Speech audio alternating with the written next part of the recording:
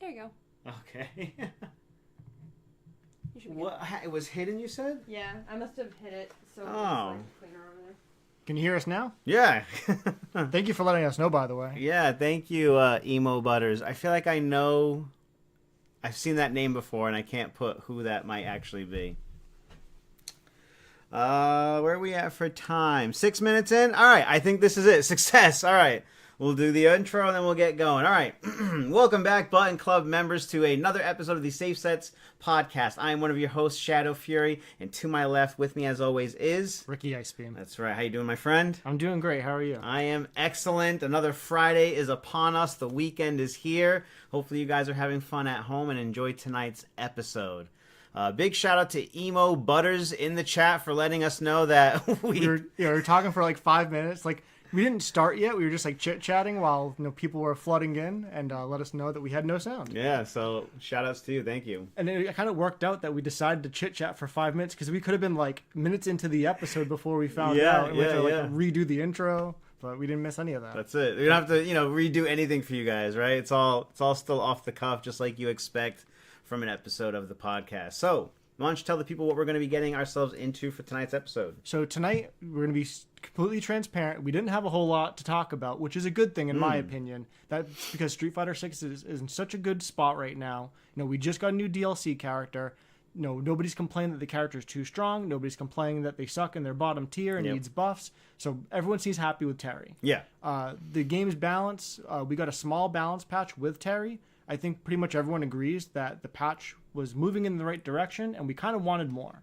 But we just have to be patient and wait until a new character or eventually a new season.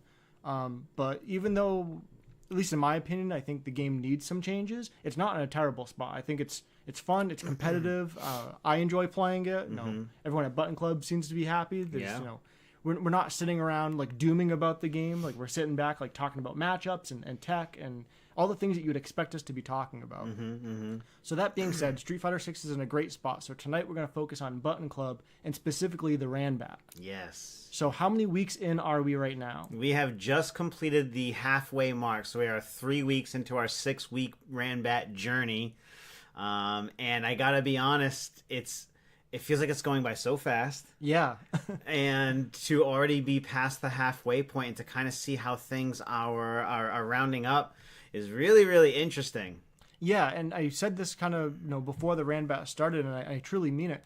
There's so many players at Button Club that could reasonably make the top 8, especially like the last 3 or 4 slots. Yeah. That let's say there's 8 players that can make the last 4 slots. It's really going to be like a slugfest these last 3 weeks to see who's going to get enough points to make it. I'm hoping that I have another really good week this week, because if I can just... Yeah, should we show the graphic? Should we? Yeah, that's true. Yeah, let's do that here. Bam. So this is what Street Fighter 6 is looking like currently, and a couple of things have switched up here. So why don't you start with number 1? So number 1 is DiGiorno. So he's been at number 1 the entire time. He won the first 2 tournaments, and then this past week, I believe he came in 4th. I can check that out if you want me to double check once we finish through this. Yeah. Yeah, but either way, so he didn't make top 3, which was surprising. Yeah. But he's still the point leader. And ultimately, when we get to the end of this Ranbat, the number of points we accumulated doesn't matter too much. It's really about, did you make top 8 or did you not make top 8? Especially since part of the Ranbat stipulation is that we're not seeding these top 8 players as 1 through 8. It will be a random seeding for the night because it's part of like the reward of making it there, right? So right. The idea is that we're on an equal playing field once we arrive. Of course, yes. So if we look at some of these point totals, because we're at the halfway mark, and the top 2, DiGiorno and myself, have a little bit over 50 points, I would say that by the end of the Ranbat, it's possible for like maybe one player to get 100 points. Yeah. But just thinking logically, like 90 to 110 points will be like the high limit of how many points someone can get. And so if you look down the list, we have Moon with 33 points in 3rd place, Beefcake in 4th place with 31 points, Mike V the Q in 5th place with 29, Super Iggy in 6th with 27, Karate Kevin in 7th with 25, and then Dream Sweet in 8th with 20 points. And what I'm noticing is the number of points it takes to get 8th place is going up and up and up every single week. Yeah, of course. Yeah, yeah. And so now that we're at the halfway point, since 8th place is 20 points, I wouldn't be surprised if it's going to take you or somebody 40 to 50 points just to crack the top 8. Yeah, I would personally have to have 2 really good weeks in the next 2 exceptional weeks to probably show up on here, hopefully. Right, like I think you'll have to like crack a top 3 to earn enough points to even get in the top 8. Yeah, and that's what's so crazy. And it really just goes to show, like, it's because there's so many players in that middle section, right, in that middle band. Like at almost every weekly we go to, like, we have a pretty good idea who's going to be in the top 2, and sometimes we're wrong. But then there's like 8 players, 10 players right in the middle where the order could be anywhere. Any of those 8 to 10 players could come in third that week, and they can knock each other out. And we're seeing that week to week, and because of that, the points are so close. And I don't know if we can look it up, but I'm curious, like, how many points does 9, 10, 11, and 12th place have? Oh, yeah. I wonder if I could... Because I wouldn't be surprised if, like, 9th and 10th have, like, 18 or 15 points. I honestly, if I think correctly, I think I'm sitting at about 15 points, personally. Right. Let me open up the Discord off screen here so I can see those, and maybe... Can I go to just that? Oh, is that the link to make it, or is that the link that... Can I click that? I think it's just an image. Oh, Linktree is just... Oh, never mind. That's not it. That's like everything Button Club. Yeah. So, no, I guess I can't really see all of that currently. But if you want, I'll make a note of that for next week so we can have that ready to talk about. Because I am also interested, too, as to like where I sit. And, maybe that'll help me like map out better what I need to do for the upcoming weeks, Right. And also kind of just because there's so few weeks remaining, it kind of gives us a good idea of like where's the fall off. Like if 8th place has 20 points, but the 9th place has like 3 points, we're like, okay, well, we're pretty confident this is going to be the top 8, especially if we're at week 4 or 5. Yeah, of course, yeah. But I don't think when we go to look at the numbers, I don't think there's a sharp fall off right after 8. I think there's probably, without seeing it, 10 or 11 players with double-digit points. And they can easily crack into the top 8. It really depends on how well some of the players at the bottom of this list compete week to week, and also who shows up. That's true, yeah, because like Dream Suite is not normally a very like consistent player to show up to Button Club on the week to week, right? But they're sitting really pretty right now, so if they were to miss 1 week even, right, yeah, exactly. With Dream Suite being in the 8th slot, she basically has to show up every single week and go, let's say 2-2 at least, to hold that 8th spot. And then if you want to just check in on Tekken real quick, since I have the logo up here just to talk about. So it's a fair share, right? Button Club represent. Yeah, absolutely. So I don't know as much about Tekken or the Tekken community and like their skill level and whatnot. But similar to Street Fighter, we have a large turnout every week at Button Club. Yeah. So Tudank has 49 points, and the other thing I'm going to kind of compare it to is like the size of the Tekken bracket and the size of the Street Fighter bracket are comparable. They're almost the same number. And so for the top of the Street Fighter bracket to be like 50-ish points and the top of the Tekken leaderboard to be at 49, it kind of goes to show like, okay, like halfway through, 50 points is a lot of points.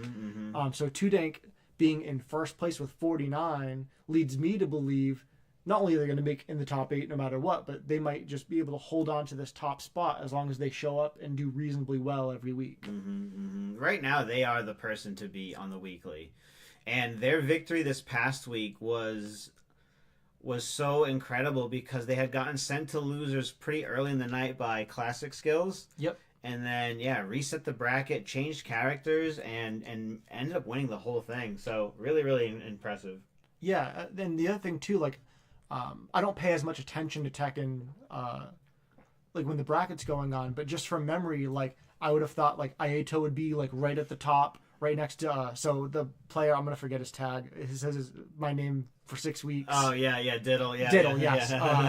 So, yeah, like, I would have thought Aeto and Diddle would be, like, at the top of the list, because anytime I was paying attention, they would be, in the top 3 week after week. And so it just goes to show, like, a combination of the players who have been going are getting stronger, and also we're getting new players in who are, getting these top slots. Yeah, and well, for Hazard to be where he is really, really exceptional and shows great consistency. Because, like you said, you expect Aieto to be there. The thing about Aieto is that he missed this past week. Okay, so this is like 2 weeks worth of points for him. So yes, exactly. So it goes to show you where you would think he would be compared to where he actually is because of what missing a week had done to his points. And that's a good point. Like he has 23 points, so that means he earns like let's say 12 points a week or so, even if it was 10. If he showed up this past week and earned 10 points, he'd be at 33 points. That puts him right at second place.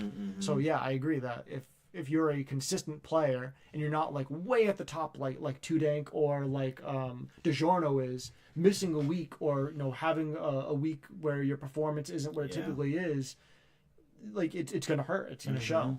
Absolutely. And then Singular rounding up the top 8 there with 7th place at 21 points. And then there's a tie here with Boltazia and number 1 Wudang fan.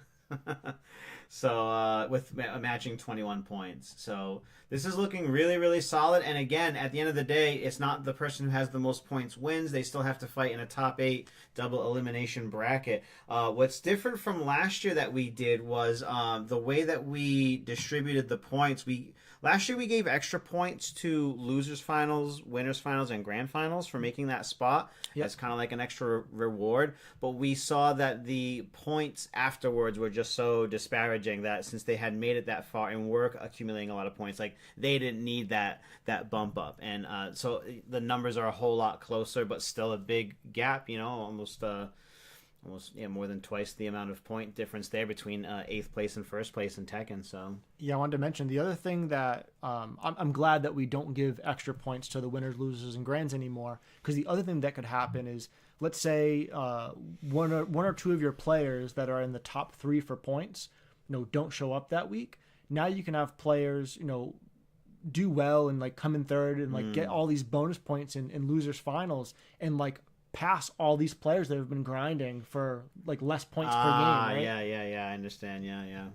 And so I think it makes more sense that all the winner side matches are counted the same, whether it's grand finals or if it's round 1, and then all the losers matches are counted the same. So the way it is any win you get on the winner side of the bracket is 2 points. Any win you get on the loser side is 1 point. So if round 1 you lose but you lost 2-1, you still earn 2 points for that one game. Which I think feels really good, and it makes it an easy way to like calculate throughout the night about how many points you're making, or like how much further you'll have to go to earn what you need to stay in and stuff. Right, and in that sense, the only parts of the tournament that really like sways the points one side or the other is if you have like a 3-0 winners, losers, and grands, or if you have a bunch of 3-2s and a bracket reset in grands. Yeah. That's where more points can be had. But also, those points, I would argue, are essentially less important because typically the players who are in winners, losers, and grands are high up on this list, and they're not fighting for that 8th spot. They've already secured their spot. So yeah, pretty much. And I mean, there's obviously times where there's a player who, let's say, is in 5th or 6th place, and then, they do really well and one person isn't there and they end up getting 3rd place in the tournament and they get a bunch of points for that. Doubles up the feel good. Yeah. Yeah, it solidifies them now. Instead of being 5th or 6th, now maybe they're in the 4th place slot, and the point difference between them and the person in 8th place, which is kind of the cutoff, is further away, and so they're more there's more of a safety factor there that they're not going to be bumped down and out of the top 8. I know my brother was feeling a certain way about like falling here at this point after this week, and I told him, again, like as long as you make it in, you'll be fine. Just it is what it is. Yeah, and also it's tough because I sound like a broken record. There's so many players who are right around the same skill level. Like I would say, like Moon, Beefcake, Mike V, and Karate Kevin, like you could, any one of them flip can a coin. Yeah, exactly. It's like maybe one of them is slightly better than the other, but it's not a huge upset if any of them beat each other. And so to have them all on the list, all within the top 8 right now is a good sign. And so that would be like my advice to Kevin. Like, instead of being like, man, I'm on the list, but I'm at the bottom, be like, well, at least you're not off the list trying to fight your way on. Yeah, you're on the list, and that's all that matters. And use this as a way to learn for the final day of the Ranbat, to really make it count that day. Because what's also different about this year compared to last year, and I don't know if you knew this or not, but we are doing a second and third place something. Okay, no, I didn't know about this. I thought it was belt, and then everyone else cries and goes home. So there will be like runner-up and third place rewards. We'll leave it at that. I still want it to be a surprise. So if you're not watching at home, if you are missing this episode of the Safe Sets, this is information that you won't get until the day of. So it's either a blessing or not. So yeah. So there's 2 players who are not on either of these lists. That why did we go black? Okay, we're good. So there's 2 players that are not on either of these lists that deserve to be at the top of these lists. And this is Temper and his brother HK47, who have not been showing up. And I understand why. They live far away. Temper just moved. So he has a lot going on. But I think right now we're at the 3 weeks to go. I think if they started showing up every single week, and realistically they're going to either win or come in second place, that they could, work their way onto this list. Yeah, 100%. And that's the other thing too. Like, I feel like last year, can we actually pull up the points from last year? Is that too much to ask? I'm trying to think. Like, I felt like at last year, like the last 1 or 2 slots, the point total was so low that someone could show up for 1 week, win, like get top 3 in a tournament, and earn enough points to make it into the top 8. With this year, it's not the same. There's so many points going all the way down to 8th place that even if you like won the tournament or came in second place, I feel like you'd have to do that 2 weeks in a row to solidify your 8th place slot. Yeah, no, I don't have it because the channel is just for this year, and the 2023 channel isn't there. No problem. But I do think that is good information, so I am also interested in that, and maybe I can have that ready for next week, because we can recap it again. Maybe there'll be some more upsets this week, or next week, like there was this week. Yeah, I think we should cover it. There's only 3 more weeks, so we should just cover it every week, and not just talk about the point totals and who's in top 8, but like who's 9, 10, 11, 12 for both Street Fighter and Tekken, and who has a shot to knock someone off this list and take their spot. I actually also wanted to... Where is it? Tournament chat? Because there's a bunch of players that could be on here. Like, you could be on here. Tomato could be on here. Yeah, it's true, yeah. Like, there's so many. I want to see where the flyer is. Forward, if he showed up more consistently. Yep. Milk. So, speaking of milk, there is June. I gone way too far. Forget it. Also to keep in mind that this year's Ranbat Finals will be on a Sunday. So Button Club's normally on a Monday. We'll be running the Ranbat Finals on a Sunday, and there will be no Button Club the following day. So this is replacing that. So the time's also going to be different. We're going to be meeting up much earlier. So check out that Sunday stream, October 27th. We will be live from Omnisource Gaming, and we'll give you guys more of the details as time goes on. And we want people to not only just watch it from home, but if you're in the area and you're interested in hanging out and being there for the day, we want you there to hang out, support, and add hype to everything. We're going to need some help with setups and probably, commentators and stuff like that for the day. So if you guys just want to hang out, we want you guys there hanging out. Yeah. Another thing to be said about Button Club this week was our largest week to date. Oh, really? Like ever? Ever. Wow. We crested over by one more extra player, so we hit 34 players. That's our biggest week at Button Club this past week. It's absolutely amazing. The Marvel 2 scene was jumping back there. Yep. And I think there was 20 plus people in Street Fighter, and I think like 18 or 19 people in Tekken. Right, and there's crossover there for sure, but there's not a ton, right? No. Like for the I think there was 21 players in Street Fighter. I would guess, without like looking at who was in which bracket, that maybe only like 4 or 5 of them also played in Tekken, and vice versa. Like there's a handful. It's right. Mike V, Bry Guy, and then even this week, Too Dank, and someone else from the Tekken community that normally doesn't play went into Street Fighter. And then we also have Guilty Gear Strive, which we are now posting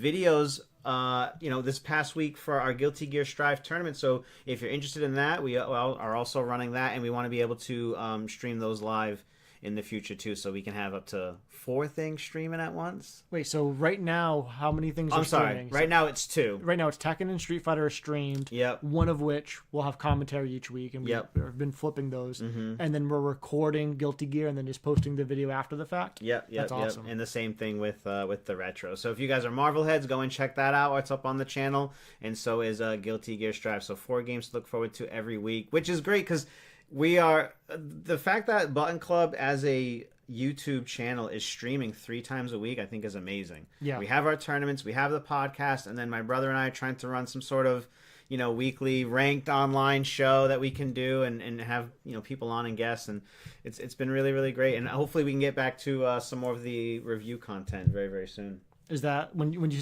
sit down with your brother? Is that called like the Shoto Bros? Like, yeah, it needs a name. It is, yeah. I was even like Sunday, Shoto Brothers Sunday or Shoryuken Sunday or something. And then we were talking about gamer tags this past week. So Kevin goes by Karate Kevin, as you saw up there, and I find that name to be a little lightweight, we'll say. Okay, all right. I like it. You like it, all right. So I've always called him Gui growing up. And his name in the Discord is Satsui no Guido. And one of my other gamer tags that I've been doing that was for my Xbox was Loki Goki. So he said if I was to change my name permanently to Loki Goki, he would get rid of Karate Kevin and become Satsui no Guido.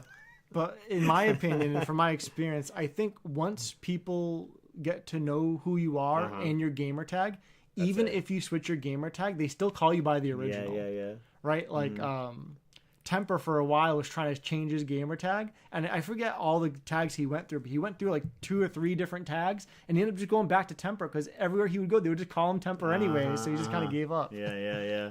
And then you have guys like, Clint, Super Iggy, who is a different name every other week, and right, but we always either call him Clint or Super Iggy. Like, nothing else sticks. Yeah, it's true. And then we had some upsets this week. We did have some upsets, yes. Here, I'm going to go over to... We can fish through if you want and go over some of these. Sure. Or whatever you want to do. Yeah, there was 2 sets in particular that I wanted to watch and kind of talk through. And it was Beefcake versus DiGiorno on the winner side and Beefcake versus DiGiorno on the loser side. Okay. Let me try and... so if anyone who's listening now didn't... either wasn't at Button Club on Monday or didn't watch the video once it was posted. Beefcake beat DiGiorno on the winner side of the bracket and sent him to loser's bracket. And then they fought each other later in the bracket on the loser side of the bracket, and Beefcake beat DiGiorno again to eliminate him from the bracket. It was a double jeopardy. And Beefcake is a very strong player. However, that is an upset in my mind because DiGiorno's been winning consistently pretty much every week. The only times he doesn't win, it's either to like myself or Temper. And so, yeah, I mean, shout outs to Beefcake, playing well, consistently improving. And so for him to beat DiGiorno, like I said, is an upset. And for him to do it twice in the same night is either really, really lucky or he's got his number. Yeah, he was on it that night. And I'm wondering, like how much these two play against each other and stuff. And like, that was all I could think about when they went back was, is he going to be able to do it again? Because that proves something, right? Of course. Yeah. Not that it's like, that there is luck involved in some of these situations, but like he had a really good set. Can he do it again? And proving that he could was just kind of like, wow. So, yeah, let me pull this up for you. Yeah, because I kind of want to take a closer look and kind of understand, like, was it, like, did DiGiorno, like, drop a punish and then eat a 50% combo? Like, was it, yeah, like... Did he lose in the neutral? Like, what exactly was it? And can we figure it out in the meantime? Right, or were there things that Beefcake was doing that is punishable or unsafe or is minus, and maybe DiGiorno doesn't know all the Aki's frame data, and so he was letting him get away with some stuff he probably didn't deserve to be getting away with. And then the other explanation is that Beefcake just kicked his ass. Yeah, exactly. Totally possible. He was just on it that night. But the one thing I will say about DiGiorno's playstyle is he plays very slow, very methodical, very reactive, and very, what's the word? Reactionary kind of, no, right? like respectful. Oh, okay. Like he's not going to go out of his comfort zone if he doesn't absolutely have to. And I'm wondering if that could have worked against him against Beefcake, where he's kind of waiting for a mistake, and if the mistake doesn't come, He gets no chance to play, right? right? Like, oh, you know, he took 50% of your health before you got to start, and now you're at a huge deficit. And if you're not willing to take big swings, you're not going to get huge rewards either. Good uppercut. Yep. Great cross cut. Finish him in the corner. That's it. And that was good from Beefcake to spend the OG to get out of the corner. Ken is so scary when you're in the corner.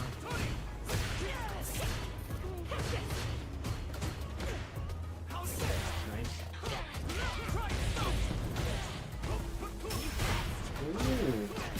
Okay. Good punish. Yeah. I was about to say, like, maybe he drops this punish and then back. No, but that was a clean round. Solid way to start, for sure.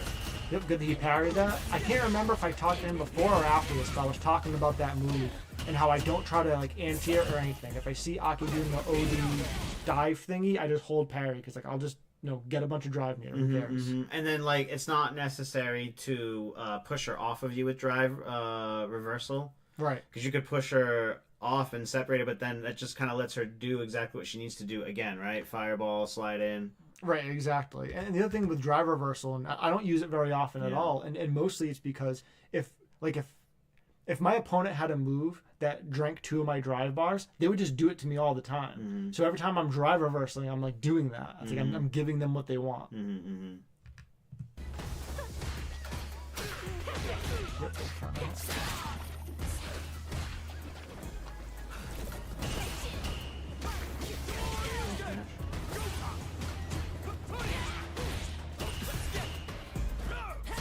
Yep.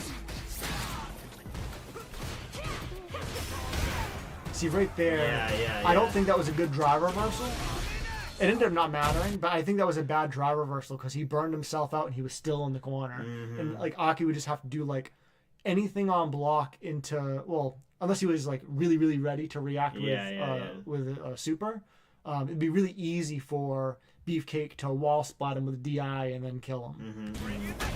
But it ended up not mattering. That game went relatively quickly, relatively painlessly, and kind of how I expect all the rounds from DiGiorno to go. But we're about to see it doesn't work out quite this way.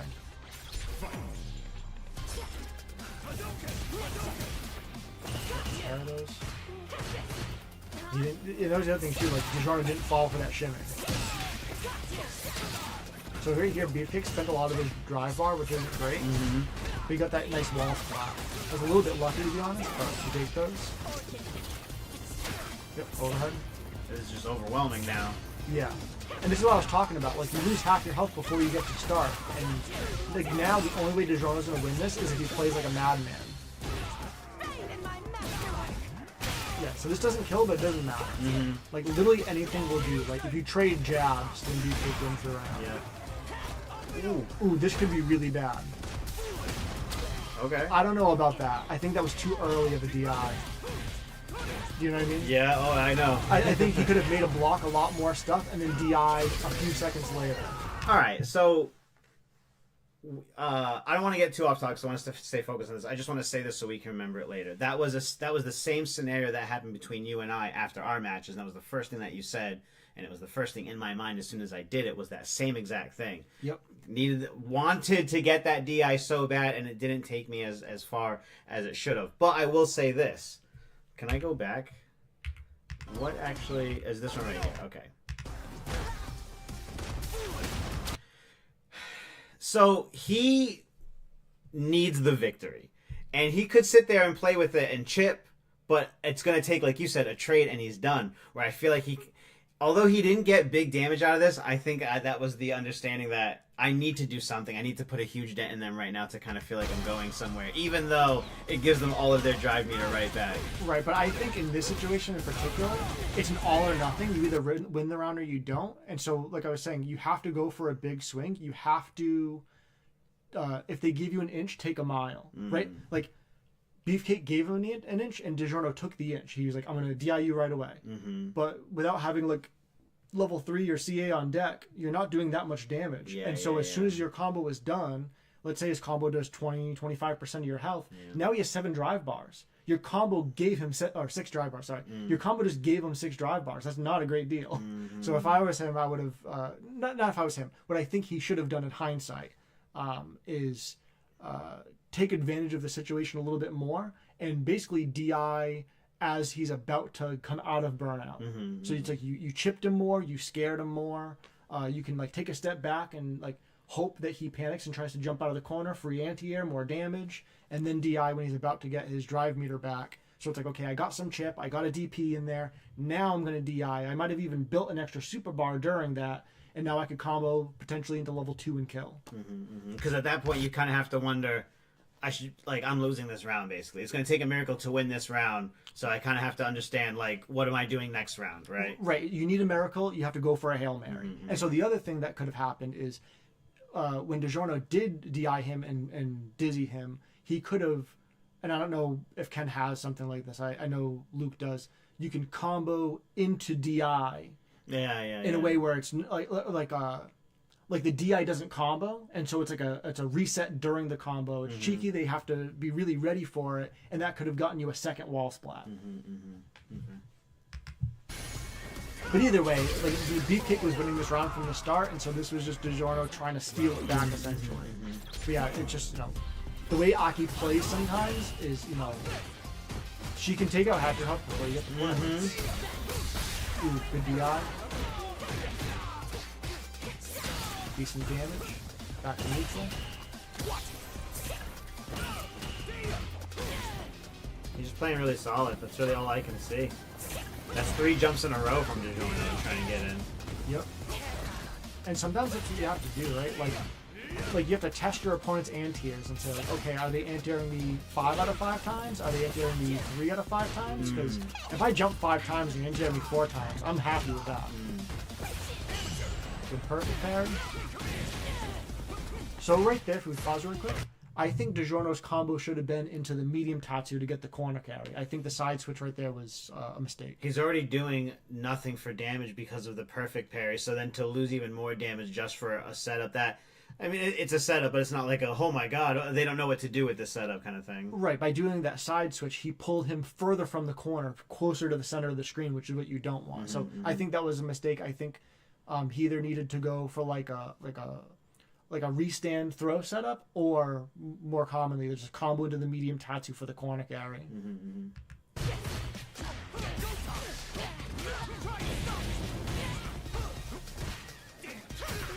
Yep, so that was a mistake, and that happens. I think he's dead. Oh yeah. And which is interesting too, because Aki could have easily burned more meter, but if he dies, it doesn't matter. Oh, he doesn't die. But again, Beefcake is winning this round. Yep. And like good on DiGiorno to go for the Gusto, right? He jumped in, and good on Beefcake to play slow and be ready and anti-air him, like right when it was like super necessary. Because even if Beefcake had blocked that jump in, it could have been done. Good uppercut for the cross cut. Ooh, really good reaction. Yep. The other thing I'm noticing too is that DiGiorno will jump in from an awkward range, and Beefcake won't anti-air, which ends up being a good thing, because if Beefcake goes for an anti-air and DiGiorno jumps at a range where like he lands short, then he could punish counter the whiffed anti-air. And so Beefcake's doing a really good job of just like walking back when DiGiorno's jumping in from kind of far away. Just keeping a great spacing for his character. Right, he's like, I'm just walking back, so if you do like a jumping roundhouse, I'll block it, and if your jump in essentially whiffs, I didn't whiff anything for you to whiff punish back.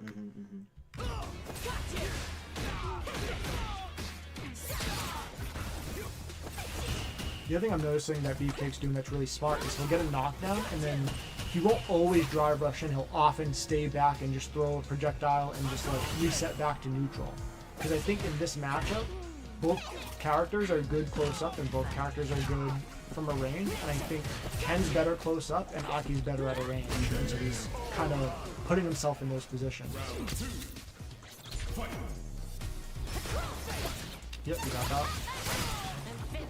What about, like, I notice Beefcake a lot of the times when he does raw drive rush in, it's either the low or overhead. He very rarely does the throw or the jab into throw or something, so he's giving you just a complete 50-50 mix almost every single time. Yeah, and that's specific to Aki because her crouching medium kick is normally +1 on block. So when she drive rushes into it, it gets 4 extra frames, so she's +5 on block.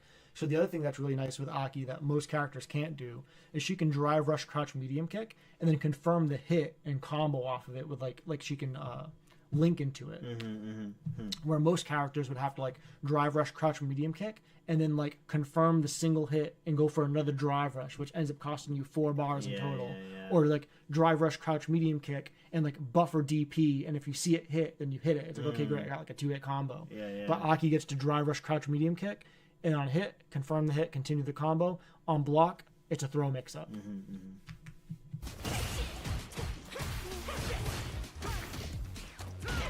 Yeah, what I've been trying to do in this game more often is if my opponent goes for an overhead, I won't try to stand block it. I'll continue to hold down back, and when I see the overhead, I'll just tap parry. That way it's like, okay, I didn't lose drive meter for blocking this. I gained drive meter for blocking it, and I have a chance to perfect parry it and take my turn back. And, like, at least the overhead is slow enough to be able to react to that. Yeah, which it's easier said than done, but it's possible to react to, especially like against like Aki, right? It's like, okay, I think she's going to either drive rush low, drive rush jab throw, drive rush throw, or drive rush overhead. So I'm going to hold down back, take the throw, react to the overhead. And it's more manageable when I break it down like that. Yep, so he went for the shimmy and Beefcake didn't fight. Oh, he burns himself out, which isn't great. But that's the run. Yeah, that's pretty much done. And so now this is the last run. Like, either player can take it at this point. And they both have about the same amount of meter. This is what I was talking about. He just did drive rush low and right into stand heavy kick. Great confirmed, good OP gets in on him again. DiGiorno busts out with the ODDP, which is really smart because, ooh. Does he spend it? Next hit's going to do it. Oh, because it crossed up? Oh my god. So even if this doesn't kill, I mean, this is almost a perfect round, right? So, like, all he needs is, like, a jab to kill or a throw. He needs all his drive on. Yep. Yeah. Wow. Look at my brother. Everyone's like, what? That's an upset. Yeah, so before this match started, I was talking about, like, all these things that DiGiorno could have done wrong to lose this, and really it was Beefcake doing all the right things and DiGiorno, doing his game plan and not making any huge blunders, right? No big tremendous mistakes, just playing super solid, and like you said, staying at a great range. Let me just try and find that other one. Beefcake and Mike V. There were so many good matches that night. Moon DiGiorno. Yeah, and shoutouts to Mike V for getting second place. That's huge. Now that I'm scrubbing through, me versus Beefcake was one of those things where when I lost, I was only mad. I was only frustrated because I felt like I didn't get to play it all. Do you want to watch it? Yeah, sure. I mean, yeah, why not? But I was just like, he shut me out. He played as solid as he could. I was bled dry of ideas, and he was already beating, DiGiorno. So I was kind of like, I can't, I'm not really mad, but I was just like, man, I really wish I could have just played. I didn't know what to do to get anything going. Yeah, the other thing is I'm wondering, and just because I don't play either of these characters, like, is this a bad matchup for Ken? Also, is it that Beefcake runs into so many Kens online, and you guys run into so few Akis online? Like, there's so many things that it could be. I do feel like this matchup was more manageable when I was playing as Guile, but I mean, that doesn't really say a whole lot either, right? Right, and even if it's more manageable as Guile, like, I wouldn't see this as a good matchup for Guile. It might be even, but again, not really knowing, I would have guessed that this matchup is pretty much even for both Ken and Guile. Well, so she's got such great ways of avoiding the projectile, right? But if I'm suffocating her with those projectiles, it's very different as Guile than it is with Ken. I feel like she might have more of that time. There's recovery and stuff to slip in. And then I don't have anything to really counter her projectile except matching it with more meter anyway. Right, or just like being calm and neutral and just like parrying and like waiting to see if like, because I do this against Giles just in general or any zoners. Like if they're zoning me, sometimes I'll just kind of do nothing and just kind of like neutralize what they're doing and be like, maybe after like 8 or 9 sonic booms, they might just jump because they're frustrated and like kind of bored, right? And so kind of show them that like this doesn't bother me. Right? Yeah, you're not getting anything off this. The timer's going down, and like I can do a big combo. You don't really have that. There was during our game, there was the same thing. You were throwing fireballs. I think we were trying to like take a break, and I was like, I'm not throwing a single fireball. I'm not doing it. I know as soon as I do it, that's when he's gonna jump in. So I just played super patient, and it did work out for me there. Also, this grab. Yep. In my head, I'm like, okay, he usually conditions you into that, and then doesn't. And then he does it to me one more time after this, and at least it registered in my brain to finally hit up. I know I just did it late, but like to start to get to know that with the matchup, like okay, this is what I want to be doing when I see that now. Yeah. I think the other thing you can do is because she has to do like the coward crouch, and then she either does the fix or a command grab. I think once you see her crouch, I think you can just mash ODDP and beats both options. Okay. But it's one of those things you have to like be waiting for to do a good conversion. Yeah, so he gets a perfect on me round one, and I get to touch him. Even here. Yeah, so I was going to say, that DI that he did, it was one of those things, like, he just kind of did it out of context, so it's understandable that you weren't ready, but, like, you needed to be ready in order to, yeah, this is, he's beating you up. He's beating me up, and the first thing my brother said to me before we went to go play is, play calm. Like, don't get too excited, just play calm. So in my mind, I'm like, at least I'm playing calm, like, I'm sticking to my game plan. I know it doesn't look good for me right now, but I'm not playing too crazy, and that ODDP was just like, I know he's just going to be aggressive to do it, so why not? But and the other thing too is like maintaining composure and staying calm is probably good advice like 99% of the time. Maybe it's not the best advice against Beefcake because both you and DeJourno played calm and it didn't, you know what I mean? But I think I'm also not overextending, and I think that's the biggest thing that I do when I'm not playing calm, and I'm throwing out big heavy buttons, you know, when I like to do that and shit like that. So for me, I'm just trying to not stick out anything that's not going to try and connect, even if it does look like I'm getting completely hammered, you know? Right, but that's what I'm saying. Like, I think most of the time it's good advice. Most of the time you don't want to, you know, go for big swings or play sloppy. But there's times where you have to do it. Yeah, and this might be one of those times where maybe you should be holding up forward at 99 seconds and keeping them honest. There's the other thing too, like against Aki, like if she does drive rush touch medium play, you could condition her by just gripping ODDP every time you block her. You know what I mean? She's +5, it's her turn. If you can rip the ODDP and make her second guess it, now it's not plus. I see, you dropped the medium touch. Yeah.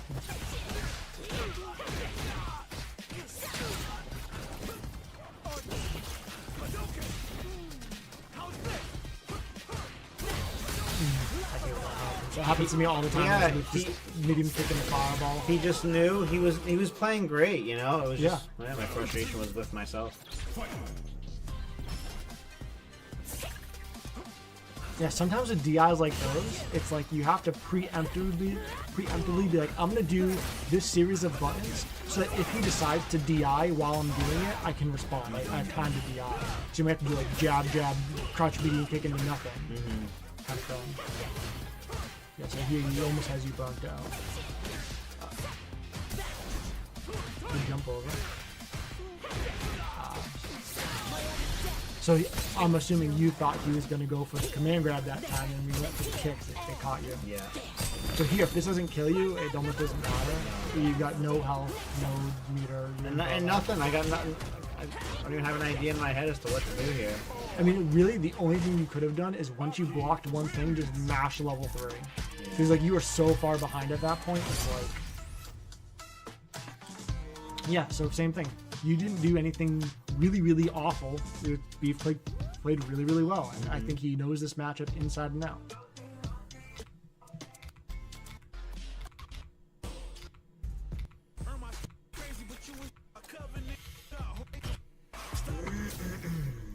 Yeah, so here you have to think that DiGiorno's been thinking about this matchup since he lost in Lunar Side. Oh, yeah. I'm sure he has some ideas that he's going to try. He's already being a lot more aggressive with his horizontal movement there. He didn't jump, he just went right in. Yeah, this is one thing that's interesting with Aki is because when she does the coward crouch into the pitch, I believe she's -3. And so that's a situation where you can either like baby step throw or you can just go for a jab. But then she can go for a parry. And so I think the correct answer is you either do nothing and then throw her if she parries, or you press a slow button, like a medium or a heavy. That way if she does parry, she won't get the perfect parry time. So I don't think it actually makes any sense to jab after she does it unless you truly believe that she's going to mash jab, which I feel like most Akis are not doing. Round 2. Fight.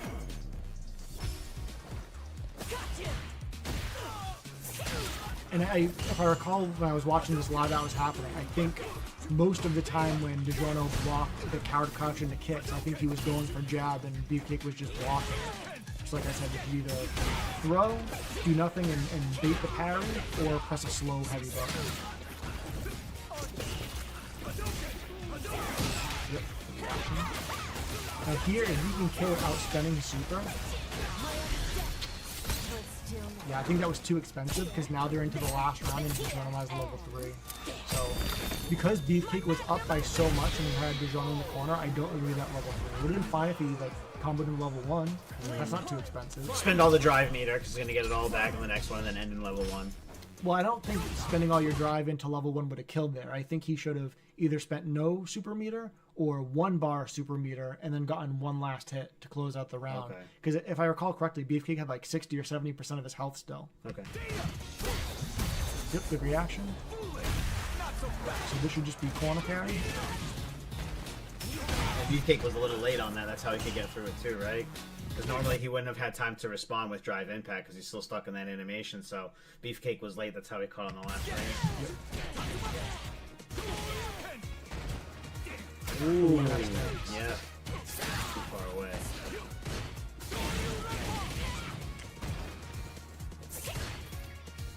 So it's tough because DiGiorno has such low meter, he kind of can't do anything right here. And I feel like that's so.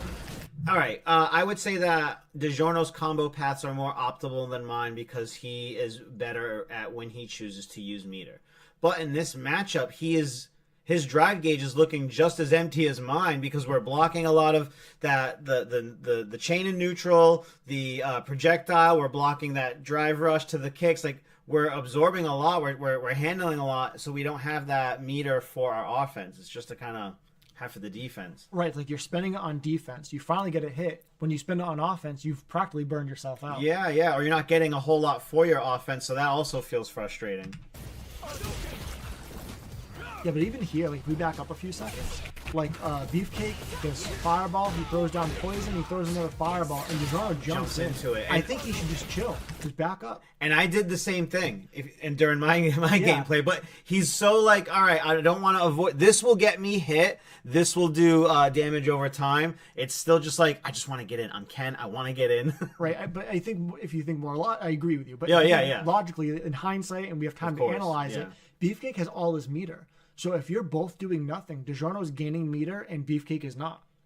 I understand. Okay. And so that was a big thing when I was playing Guile. Is like if I was in this situation and I was DiGiorno and I was using Guile, now I would just spam Sonic Booms because if they're parrying my booms in neutral, they're getting nothing for it. I'm gaining my meter back while you're doing it. Mm-hmm. It's just so much harder to do that as a Ken compared to Guile. Right, but I think the strategy holds true. Okay. Like stay in neutral. If they're gonna keep throwing fireballs, they're just giving you things to parry so you can get your drive meter back. Mm-hmm. Basically, Beefcake has to come to you. Mm-hmm, mm-hmm.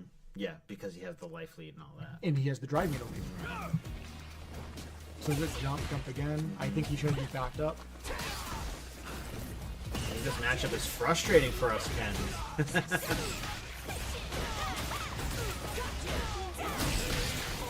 Yeah, I can see that. So that's game 1. I know, and this isn't loser's final, so this is still a 1st to 2. Yeah. And I think that's another thing that DiGiorno isn't quite used to. Is I think usually when he's having like difficult sets where he might actually lose or he does Got the lose, extra match. it's in winners, losers, or grands. And so I think this is the first time I've seen him. Obviously, I think he's gone to losers without making it to winners finals before, but it's not very often. No, it's a really rare thing. If it's happened, it's been once or twice. Yeah, and then I believe he's always come in the top 3 every time he's been here except for this week. So this is his first time being eliminated on the loser side without it being the first of 3. So this run started off with DiGiorno in the lead, and then he kind of chilled, and Beefcake comes with the parry. And the pass to kill. Level 1. Ooh, doesn't kill. That's really unfortunate. So let's talk about hindsight there. Yeah, so hindsight's 2020. He should have spent the level 2, but I said it before he did it. He has to kill here. He cannot afford to let Beefcake live. And I probably would have done the same thing DiGiorno did and been a little bit greedy with my meter and spent the level 1 because it looked like it could have killed. Yeah. So yeah, hindsight's 2020, but I think if he could have known it wasn't going to kill, he would have spent the level 2 every single time. I think he really believed it was going to kill. That's that last second calculation. You're comboing and you're looking all around the screen at meters. And you're like, is it Akuma? Yeah. Because if it's Akuma, there's no calculation there. Exactly. It's done. Yep, so now that's plus because he's in burnout. Yep, and chipping, and then this. Yep, that was going to chip him even if he blocked. Yeah, so that... Yeah. Unfortunately, DiGiorno not spending the level 2 lost him that round. While I would have agreed with him that level 1 looked like it was going to kill. Yeah. And then what about on Beefcake's side? He spent level 2 to get that kill for that little bit of damage. I think 100% worth it because with Beefcake at 0 health, like in his mind, he already lost. He stole this from him. He's like, not only did I steal the round, I stole 1 bar of your meter because you supered and didn't kill me. Yeah. Interesting. Perfect carry. Let's go. Corner carry. This is what I was talking about. He got a knockdown. He didn't drive Russian. He just back to neutral. Just chill. Yep. Baby step forward throw. Another perfect parry. Beefcake was just on it. I think this one ends 2-0. I don't even know if he gets the...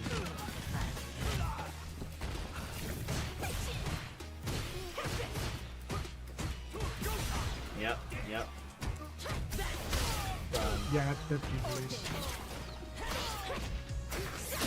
Yeah, so nothing blatant that DiGiorno did wrong. Beefcake just kicking ass. Yeah, just playing so right. So that goes to show you, you would say Beefcake would be one of our resident mid-carders, right? Oh yeah, like there's probably like a group of 8 or so players that on any given day, any of them can crack into the top 3. But if I'm there, if DiGiorno's there, if Temper shows up, like I'm willing to bet that any of those players in that group of 8 is not going to get first place. Which I could be wrong. It's happened before, but generally speaking, that's the understanding is that like one of those 8 players is gonna fight for the 3rd place slot. Let me see here. Also, I guess while we're here, if you wouldn't mind, our match. Sure. Because yeah, and please like let me know if you have like questions about like things I'm doing or things I'm not doing. See, I also thought this was kind of an upset. I usually lately I usually lose to paces. I was not expecting the Jamie, and after at the end I was kind of like, so why? Why Jamie? You know, like I've been saying this since the game started. If you're using Jamie, you're hurting yourself, and that's true for Tomato. Like every time Tomato does well, he could have done better, easier with almost any other character that he enjoys. So yeah, I agree with you that you against Paces, you're the underdog, not by a lot, but slightly. And if Paces was using Blanca, it would have been much harder for you to win. So should we back up just to the very beginning? We get interrupted by a controller sign-in thing here, and I'll tell you. Yeah, can we talk about that really quick? Because it happened to me. I forget who I was fighting, but I think it was just before our match. It was like my match before this. I sat down to fight someone, and after like 20 or 30 seconds into the match, the game paused, and we knew it was neither of us. Yeah, and I love that we both knew it was neither of us because we both are using Hitbox brand leverless. Those buttons are completely out of the way, so no accident. Right, my pause button's on the front, and the only way to hit it is like with my leg, and like I would have to move like really awkwardly forward for it to even have a chance of it happening, and I just knew it wasn't me. And then when it happened, I thought we needed the control. That's why I sat there for so long. I didn't realize that I could just I don't have back a PS5, out and play. yeah. So I was just like, well, where can we find this, please? And Tomato, he comes from, he's like, chill out, relax. And I was like, I know I'm wound right now, but it is what it is.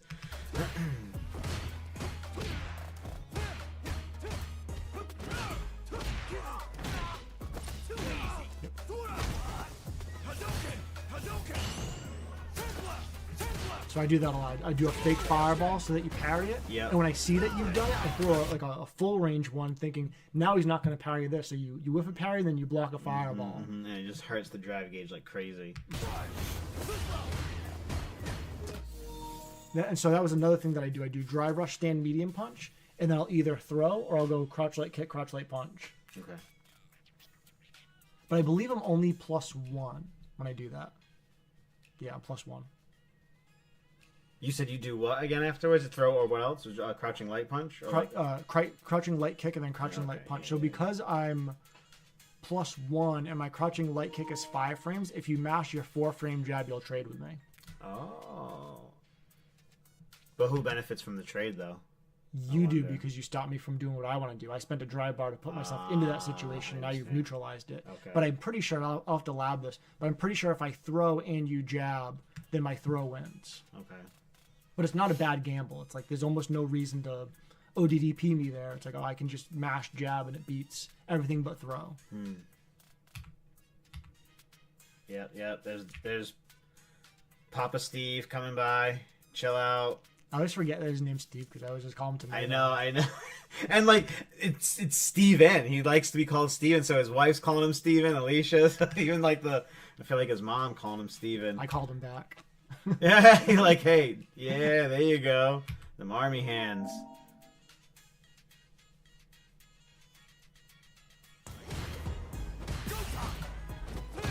And then it was like, clear your head. Then try not to let this bug you and just get right back to problem solving in the moment.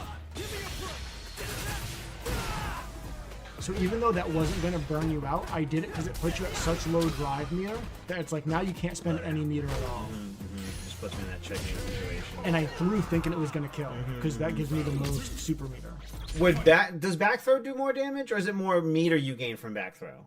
I think they're all the same, if I'm Okay. being honest. I'd have to double check this. I remember in Street Fighter V, it was a thing that back throw gave you more meter than forward throw. And for most characters, I'm trying to remember, I think it was different for different characters, but like I think back throw typically did more stun and forward throw typically did more damage. But then like some characters it was the same. So just about like, you do this side of the screen you're on. Because I was wondering if a back throw would have killed there, if that was even a thing. I should after this podcast I'll check. all right, but I yeah. think Luke's throws do the same amount of damage. So I did this the beginning of the first round as well, where I hit you with like a counter hit crouch medium punch, and like either I was too far, like I didn't react in time, but in my head I'm like, he just got counter hit. He's going to block, either expecting me to combo or like hit a button that will counter hit him. So I just dash in, and because you're not mashing, because you're not supposed to be mashing, I get away with a free dash. And so I did it at the beginning of the first round and this round too. Round 2. Fight.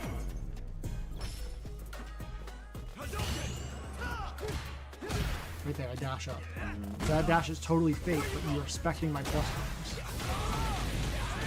And it only doesn't work against animals in ranked who are just always mashing.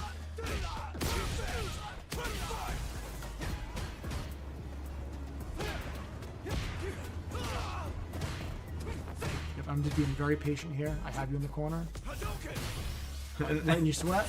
And even I'm like, I'm just gonna play patient. Like I've been here before. I can survive this again. Right. It's like if I panic, I'm gonna die either way. Exactly. So I'll die even quicker, like that.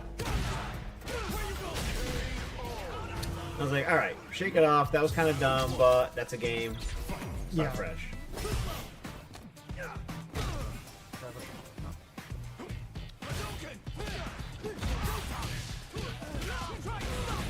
Yeah, so you pause a minute. So the situation I do it the most in is if I forward throw someone, I'll then drive rush stand medium punch. But it's a tell because if you know I like to do that, then after I forward throw you, you can just look for the green and just rip a DP. Okay. Trying to think. Can I? Actually, that's not a good idea. I can stop in time. Okay, scratch that. Don't do that. Don't do that. Also, don't parry. So it's kind of layered because I can do drive rush stand medium punch to put myself +1 and then throw or crutch light kick. If I do drive rush stand light punch, which in the heat of the moment looks the same, it'll whiff and let me block in time. So if you parry, I can then throw your parry. That's if the you rip a situation, DP, yeah. I'll block it. This used to happen with the other one. I don't remember that. I don't know why it's happening, but Yeah. Yeah, so after I forward throw, it's a bad situation okay. for you. So right here, I do the medium and I do the shoulder. And Now, so, did you mess that up? no, I did that on purpose. So when I do the shoulder tackle, a lot of times people will try to perfect parry it. But if I do the run and don't do the shoulder, if you parry, I can then throw your parry. But when I'm doing the run with no shoulder, I'm like crazy minus. I'm like -20 or something. It's a hard read that beats parry only. I understand. And then, is that a situation where, like, you wanted me to do this? I didn't mind that you did the ODDP, but that's the correct answer. Like, once I do that and I go for the run, as soon as I start running, your ODDP will beat me every single time. Like I was saying before, if I had a move that could drain 2 of your bars and take out that much of my life, I would do it to you. So I don't mind that you ODDP'd me there. Like, I'll take the damage and I'll take your meter with it. So it's kind of like I can't lose in that situation. And those are the things that are going on in my mind, right? And I know that that's your attitude, so I know that's what you're thinking as soon as I do it, but it's just kind of like, I need to get him off of me right now. I'm spending this, because you've also talked a lot about your like mental health bar. Yes. And like, you don't want this to work on your brain, so you're just going to do this. Right. I'm going to do my plan A and I'm going to think about the next situation. I'm not going to like hurt my brain trying to do everything perfect. It's the heat of the moment. Like make more mistakes and play a little bit, more comfortably. Like, clean up afterwards, kind of, right? Right, like you don't want to give yourself like a mental cramp because you're trying to do every single rock paper scissors perfect. It's like, and then you're worried about like, oh man, I should have thrown, or maybe I shouldn't have, and then you're getting impacted. Right? Yeah. There's too much to think about, so you have snowballs. to keep it light on your brain. Yeah, so because you spent the bar, your bar's so low, I'm just chilling and knowing like you can't drive rush, you can't DP. All you can really do is poke, and that's why I do that random parry. Okay. Let me go back a second. Because I was like, he's in a mode where all he can really do is poke or fireball. So I'm just kind of like hanging out and just parrying.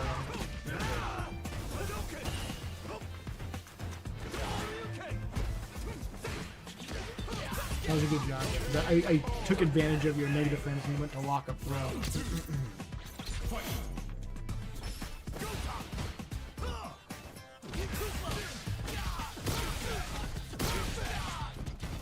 But that's a throw accelerator. Yep.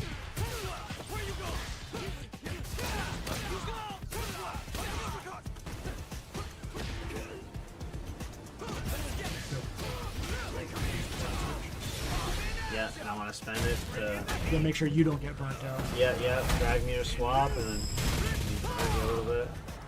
And so here, I don't know if you do, but you can drive rush. I was gonna say, oh, I interrupted? Good on Yeah. me, holy shit. So, I was gonna say, look at my face! yeah, so I was about to say, because my drive meter's so low, I basically can't DP you there.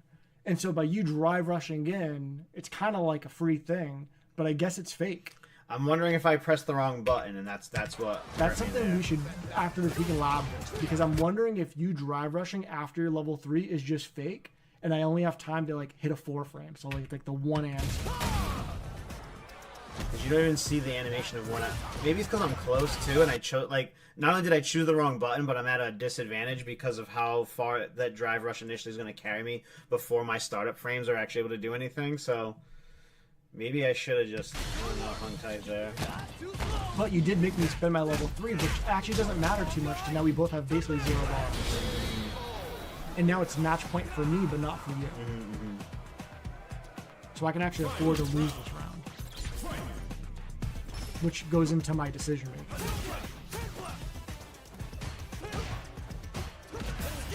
So the other thing too is I threw the one fireball and you parried, and then in my head I'm like, he's expecting another fireball, and I just double dashed in. Okay. Because I always do that. I just, now that you mentioned it, I just want to watch it again. Yeah. And by the time my parry's over with, there's maybe a few frames there. I can't do anything about it. You're already in my face. Right, and it was. I think it was less about you being in the recovery frames and more of just you expecting a second fireball, and so like you're looking for that, and then the double dash is quick. So And it took up the time of what my brain would think a fireball's coming, and then here you are in my face.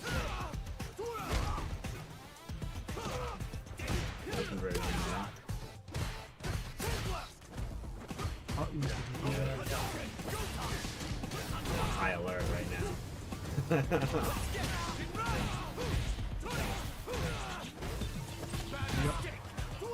And I like wasn't sure if that was the case because I kind of figured it was like he's gonna expect this, but I feel like I have to do it because he's so close to dead and it was the safest option, right? Like, Right, and honestly, I've said in a previous video that like you shouldn't be perfect parrying safe jumps, and that's typically true. But I was in such a bad spot. I was like, the only way I'm going to turn this around is if I take big risks. And so in this situation, I can't DP. That's a big risk that doesn't make any sense. Let me go for a perfect parry, and then I might be able to back throw him and get something going. So I kind of needed to take that risk. And so even though you did the exact right thing and I died for it, I don't regret going for the perfect parry there. Yeah. It was my only get out of jail card. And with the life bars the way they are also, right? Like, right, especially with the life bars. Like if I was in the corner and had like half my health, I would not have tried to perfect parry that. But I was like so low on options, I could go for.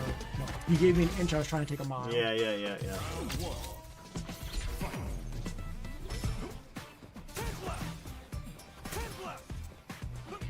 Yeah, I'm like, I'm not throwing. There's another situation too. I think it's later on.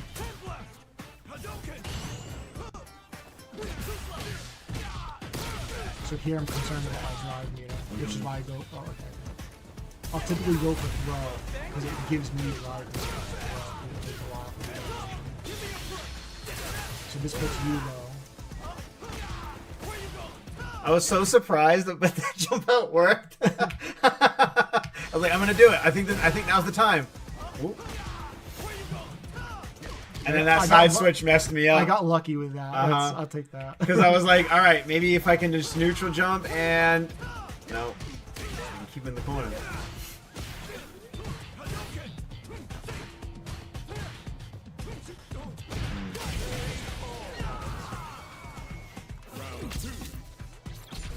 And again, now that I'm at that point, I can afford to lose this round. So I'm not going to take it.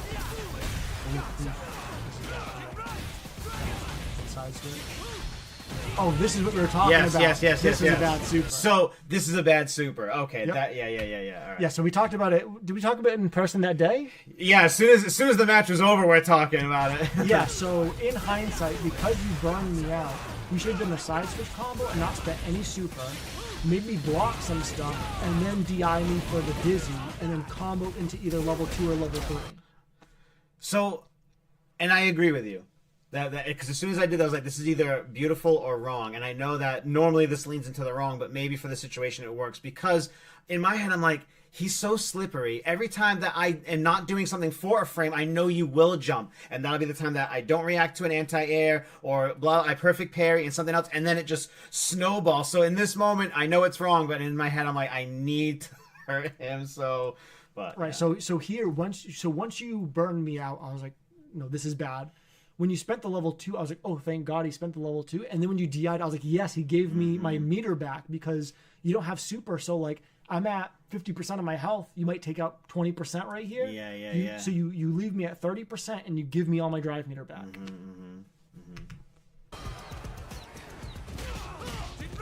This is the same punish that. Oh no, I drop it. I said this is the same punish that Dijon did. So I did even worse. I didn't even completely do the combo, giving you leaving you with so much more health bar there. Yeah. So here's just to keep the drive meter low.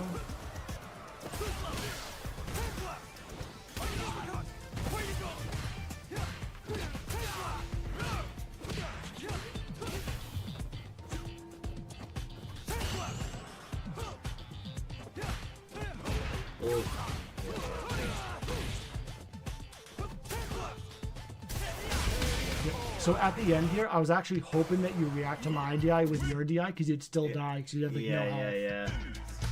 And then here I'm like, I guess I'm only a little sour because it was so close. And if we're talking about like mistakes, big mistakes that I made that changed the outcome of this, it's less than a handful, right? Right. It really, that one situation with the level 2 into an immediate DI, like that one thing was like, if you could go back and redo anything, redo that section. So yeah, even though I'm kind of bummed in that moment, I'm like, you know what? That's still a really good performance. I'd rather lose to you 2-1 than 2-0. And then when the rest of the night kept happening with all these upsets, all I could think of was I was so close to being part of the cool kid upset crew. I was so close. But no, I was really excited to beat Paces and Cross this week. So so you and Cross have been so close week after week. And I think he beat you every single week until this past week, right? 100%. But it was like super close matches, like every time. It was super close matches every time until this week. I beat him 2-0. Nice. So before tournament, we had done a 1st to 10, and then we were talking a lot through Discord, and then and I beat him in the 1st to 10, but it was 10-9, so it could have gone either way. Right. But I was trying not to be like, there's no weight in this 1st to 10. Just take it and have some fun with Cross. And I think it did more. It hurt his mental more than it pumped me up. Oh, you think? Oh, excuse me. By him losing the 1st to 10, he lost confidence. I think he kind of did because for me to beat him 2-0 this time super convincingly, and to just kind of see, I felt like I saw a lack of confidence there in the decision making he was making, how he played.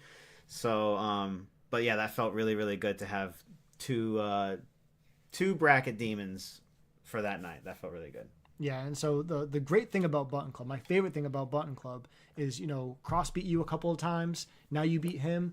Now I'm excited to see, like, is he going to do his homework? Is he going to come back stronger? Is he going to either have a really, really close set with you, or is he going to beat you up? Like, what's going to happen next? Yeah. And I think that's, like, a really healthy thing to have in fighting games that a lot of players who just kind of grind rank don't have, is they don't have like this measuring stick where they can measure themselves against people, against their friends, people they respect, people who they know are good players, and be like, okay, I beat you twice, you beat me once, now I have to get better if I want to make it consistent. What was great about our games was that afterwards it wasn't just Discord, GG's, you did this, blah. We really got into it.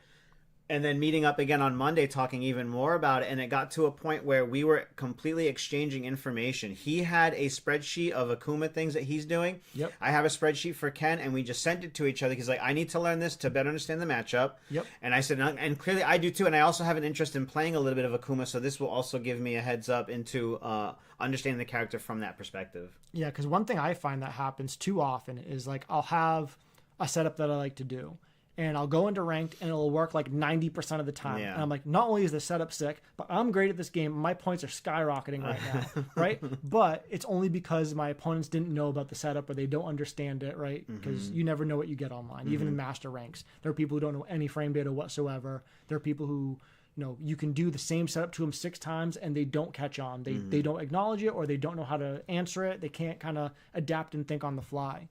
And then you go to a place like Button Club where all the players are really strong, like good methodical players. A lot of them understand like frame data and things like that, where I might get away with a setup on someone once or twice, but by the 3rd time they're countering it. And so it's making me switch from plan A to plan B. Then they counter my plan B onto plan C, where a lot of times if I grind ranked, it's like plan A, win or lose, and then maybe a plan B once in a while. It's very shallow. And that's one thing I like about Button Club is, like, you come in and you get to, like, show off your game plan and show off your setups, and then people learn your setups and you have to adapt and switch and readjust. It's week after week after week. Which I think why it's so important to not only just take established setups that you've seen online, but to make up your own. My brother was trying to show me one with Akuma, and he was like, wait, I think I'm thinking of it wrong. And I was able to go, okay, well, what do we have? We have 30-something frames here on Knockdown. What happens if you whiff a sweep, right? Exactly. and we came up with our own in the moment. That wasn't what he was looking for. It was a completely new setup with different things to show your opponent, 2 different frame kills or whatever, rather than one. And it adds to the game. So I actually just loved that, to be the fact that I am at a point where I understand frame data so much that I can go in there, and Street Fighter 6 frame data machine is, the training mode is beautiful. and work on those and understand it and feel sick. When my brother and I we were sharing like Fireball meaty setups at one point. We're like, this is so sick. And it's so sick that I know this and I can send it to you. I don't have to explain it. You send it. And you're so new to this and you're sending it to me with no explanation. It's so cool. Yeah, and I have a bad habit of always finding my own setups and not just like finding a pro Luke player and be like, oh, why did he do this here? So I think, that's something I have to get better at is, looking at someone else's work and not taking the hard route. That's the first thing. If I'm watching anyone, because anytime that something comes up, it's usually with my character. Yep. So Taquito and Angry Bird, they're Ken, and even Akuma now. When I watch that, why'd you do that? Let me back up, go back, okay? Alicia, I'm going to try this. Hold on. I'm going to plug the controller in and see why they did this. I love that. Yeah. Can we watch one more replay? We're at like an hour and 20. I think this would be beneficial for Kevin to watch, or for us to talk about his loss to Tomato. Sure. This is something that Kevin and I had planned on like kind of doing this week, but because of our schedule, by the time we're actually ready to do it, most of the week had gone by.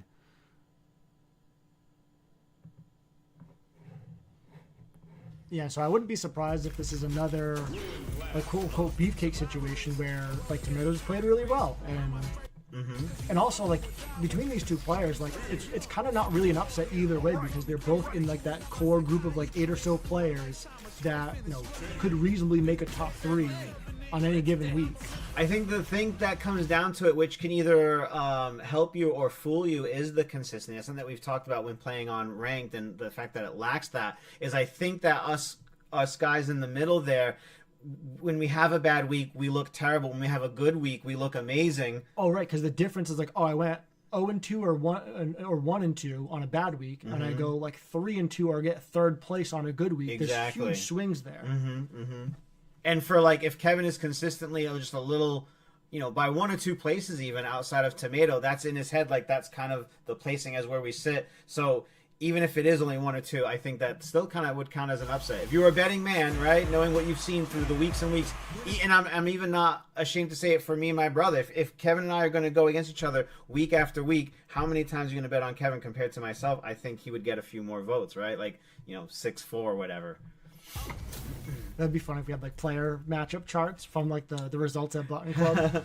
Well, you can also spend your channel points if you're watching through Twitch to bet on the outcome of the matches. So we got Beefcake. Oh man, I forgot about the chat because it'd been dead for so long. I'll play against other Aki players in ranked and find that a good number of their setups are different from mine. See, that's where character personality or player personality can show through in a character. I think that's awesome. Yeah, and I think Aki in particular has a lot of good like setups into like a meaty overhead that you can combo off of. This is interesting too because like there's a lot of Ryu players online, but I wouldn't say there's a lot of good Ryu players online. Yes. And there's very few Jamies. So anytime you do run into a Jamie, and I'm talking about in the master ranks, if you do run into a Jamie, they're typically extremely good because it's so hard to get Jamie to that point. And pretty much everyone's playing Jamie is like a Jamie main. And so I wouldn't be surprised if for both of these players, they don't get a lot of matchup experience outside fighting each other. I agree. With their respective characters. It's true. Can we back up? How did Kevin get burnt out in the corner? I wasn't paying close attention.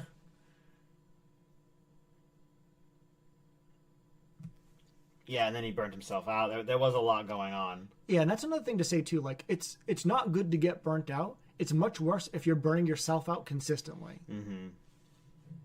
And there's times where it makes sense to do it, but if you're burning yourself out when you're low on health and your opponent has a lot of health, then it's that's a miscalculation.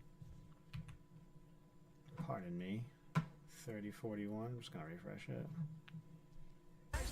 The YouTube gods decided that we want as a 3041.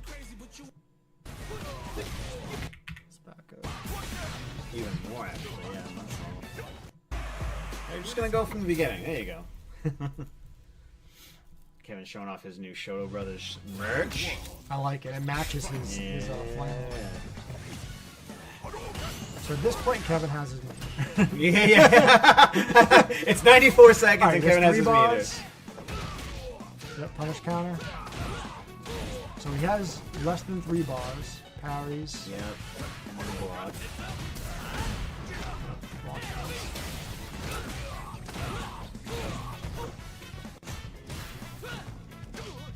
Good side some speed. Yeah, I don't agree with that drive rush. And he accidentally gets himself cornered, and then, yeah, pretty much anything in the eye will kill. Which is also a mind game of, like, my opponent can't really afford to block here. They have to be buffering level 1. So you can take advantage of that, too. They're like, oh, I don't think they're necessarily blocking everything. We just keep throwing pokes at them. And also, they might just do the level 1, anticipating you doing the DI. And then you can parry it and get a big punch. Yeah, so being in the corner against Jamie is like the one time where Jamie doesn't feel weak. Yep. And now he's got 3 drinks. And the drive impact setups that Tomato has been labbing do catch you on surprise, basically. So if you're not aware that, like, you could know that someone wants to drive impact when you're in the corner and they're not doing anything. But right. after these heavy punches and everything else, it comes out of nowhere. Yeah, that frame kill. Yep, so that's good for Kevin, gets the throw, backs up, good DI.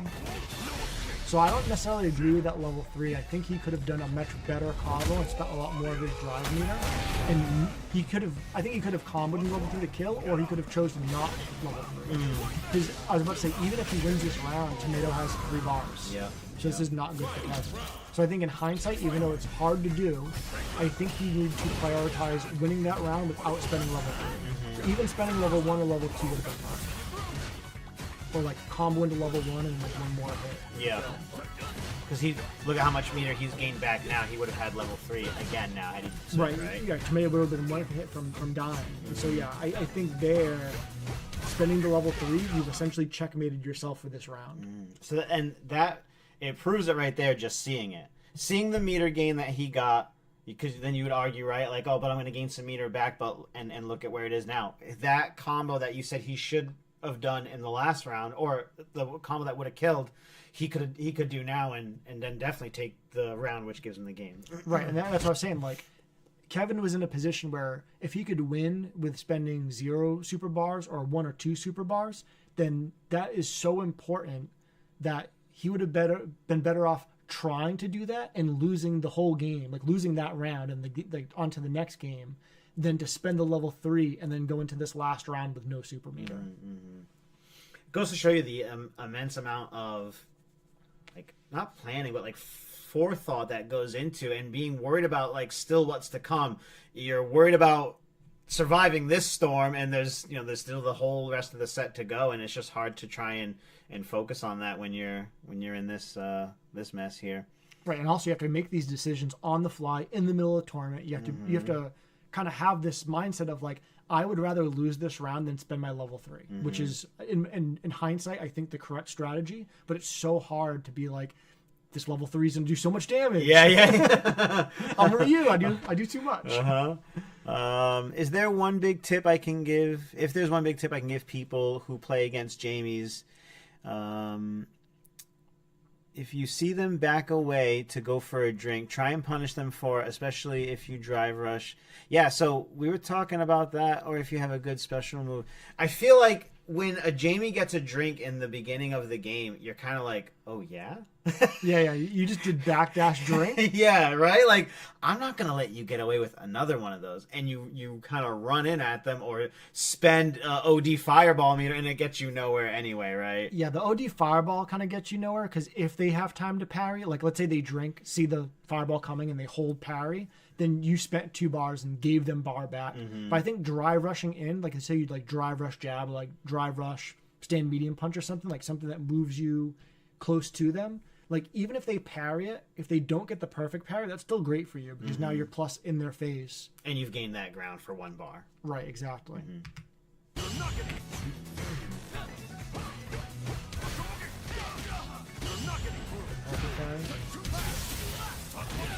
So right here, I think he should have spent a drive bar on that combo to push Jamie all the way to the combo. Even closer to the corner. Yeah, because he had like 5 bars. Spending 1 extra bar to bring him all the way to the corner is definitely worth it. Because he had the Hashugeki charge that gives the juggle. Yeah. Yep, and also, like, even if spending the extra drive bar in that situation doesn't do any extra damage, let's say it does less damage because he drive rushed, I think the corner carry is worth it. Is important, yeah. It's very important because now he's not scary. He just ripped that. Oh yeah, that was again, his life meter was so low. He's like, I'm gonna die on the next hit anyways. Now this level 3 carries no extra risk because I'm gonna die no matter what I do. Ooh. That must have been a mistake. Yeah, but it still got him in, so. Yep, I mean, better than nothing, but That's his first drink of the round. that's tough too because when both players dry rush each other, whoever presses the faster button will win. And Jamie's heavy punch is 500. So the only button that beats it is jab.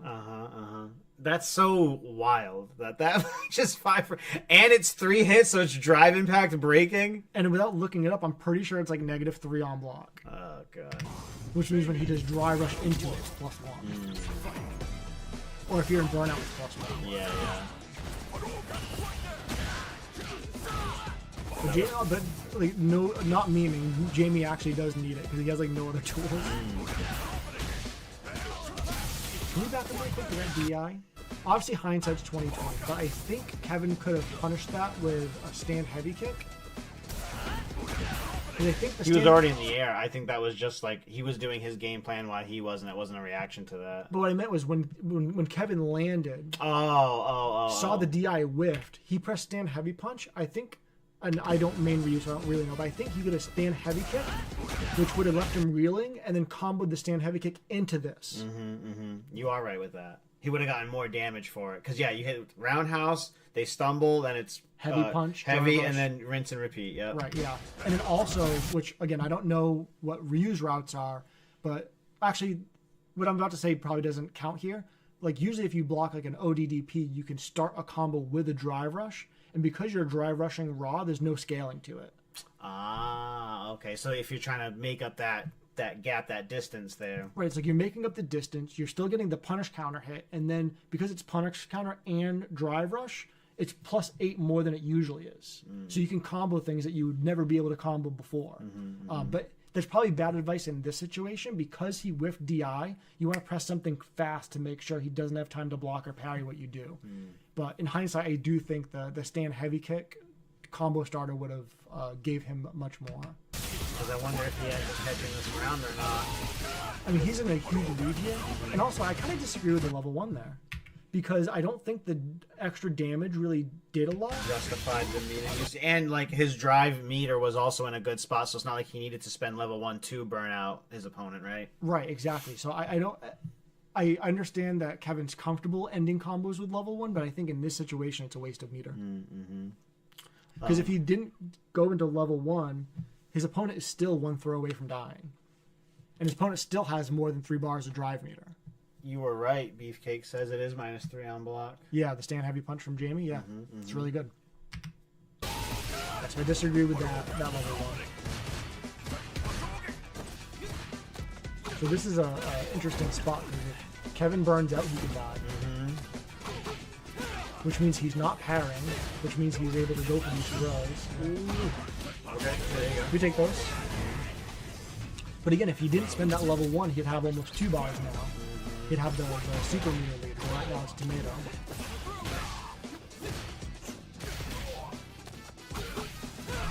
Drink, same medium? Nope, okay. Ooh. There it is. Yeah, so that's a pretty common thing. But it's scary because like the quote-unquote correct thing to do is perfect parry it. But if the Jamie player believes that you know what you're doing, like, oh, he's in a perfect parry here, I'm going to just walk up and get a punish counter throw. Which is what he did the first time. Yeah, right. Yeah, so it was like, yeah. Interesting. So technically the correct thing to do is just block the stand medium play. But no conversion there. Yeah, he didn't have any meter to drive rush for it. So this is really smart. He doesn't spend the level 3. even though it doesn't kill, right? Ooh! Oh, no punish. So what I was saying before about Kevin being like, you need to win without spending your level 3 or die trying, which is exactly what Tomato did. He's like, I'm going to not spend my level 3 or die trying, and it was correct. He spent the level 1, and he ended up getting the round anyways. Especially since if he loses the round, he's still in the set for the next game, right? So, like... And even if he's not, right? Even if there's this match point, it's like, it's so hard to win in this game. If your opponent has 3 bars and you have 0 and it's the last round, it's so hard to win. You're better off trying to win this round without spending level 3. Like I said, do it or die trying, because there's very little point in going into the last round with no meter. It's not impossible, but I wouldn't bet on it. And so, yeah. Do you want me to go back? No. Oh, okay. Yeah. Because this drops? I don't agree with him ripping the ODDP there. Okay. Mostly because of the distance that Tomato is from him. I think if Kevin really wanted to like do something wild, I think he should have done delay ODDP there, which would have caught Tomato potentially walking up. And doing the overhead. Right, like he was so far away that the only thing that ODDP was going to catch was Tomato immediately pressing a long range normal. It was like not... that medium kick or something. Exactly. Yeah. Okay. So I think he should have waited and then like even without seeing what's on the screen, like hesitate and then do it, because if he presses a button, you'll block. If he presses something slow, you'll interrupt it. If he goes to walk up and throw, you'll interrupt it. And like, what are the odds that he's going to sit there for like 3 full seconds and do nothing? Yeah. Yeah, I think immediately ripping out ODDP was just like an emotional response and less logical. Yeah. Which is understandable. Like, it's an emotional game. This game makes you emotional, and then doubling up by being in tournament in a public space, right, against your friends, with your friends watching. Yeah. There's so much on you, and then you putting probably more pressure on yourself than obviously any of your friends are on your outcome. Right.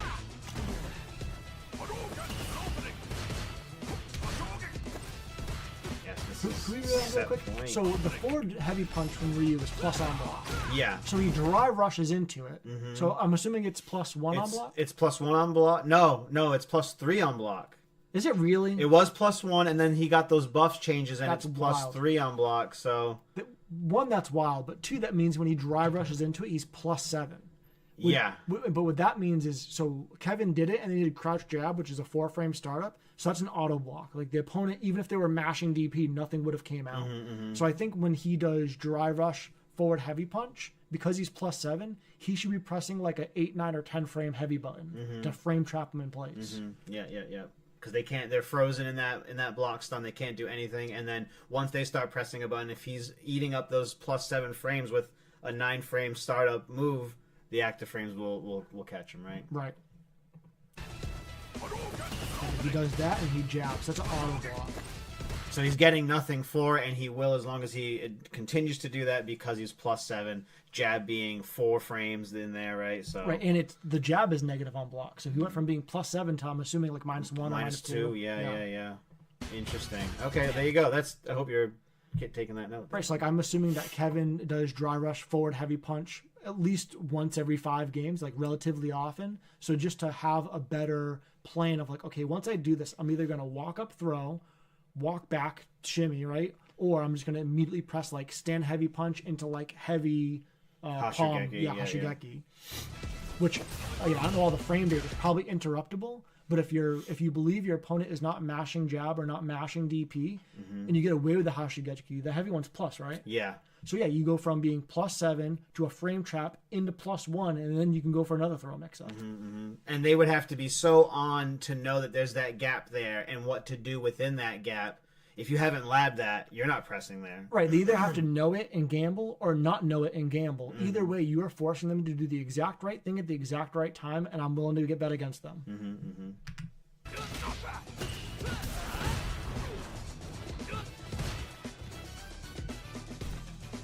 This is so close right now. They both have like the same amount of meter.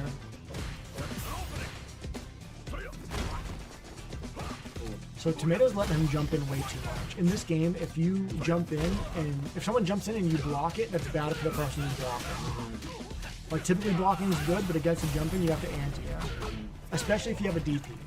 There's times if you don't have a DP and you're worried about it trading that you can parry the jump in. But if you have a DP, like you should be very rarely trying to parry a jump in. Mm-hmm. So here I agree with Kevin's level 3 because his drive meter is so low he has to. Yeah. So it's gonna bring them both to about 2 to 3 bars of drive meter. But now what this did is it gave Tomato a CA. So they're both 1 hit from Dark, which is fine. It's an okay situation. Ooh, level 3 and he's dead. That's a lot of damage, by the way. Yeah, so Kevin's 100% believing he's gonna live this because he's like, okay, that hit me. There's no scaling from Drive Rush. It's CA, but I had like 50%. So I believe he's thinking he's gonna have like a drive bar's worth of health left, or even a sliver. But there's no part of his brain that's like, this. I'm dead already. I'm done. Yeah, he's not putting his stick down Because this face says everything that you just said. Oh, how did I let that happen? Shucks. Now I gotta really work on it. All right. Now I need one more guess. Yeah. Or dude. Watch his face.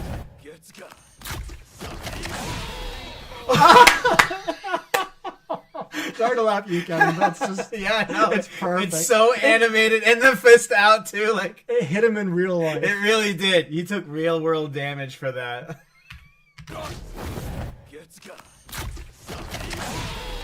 We have to clip that. That's so funny. We have to clip that. That could be the next emo my sticker God. pack. No. This is sad.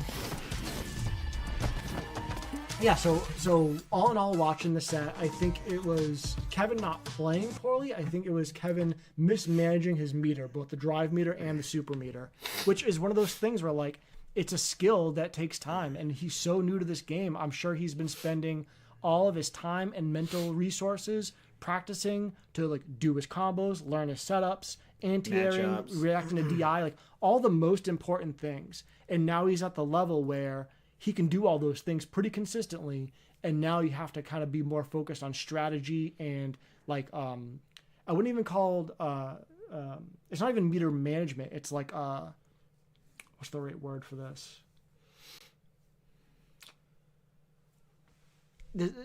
Like you are managing your meter, but you're doing it in a different way. It's like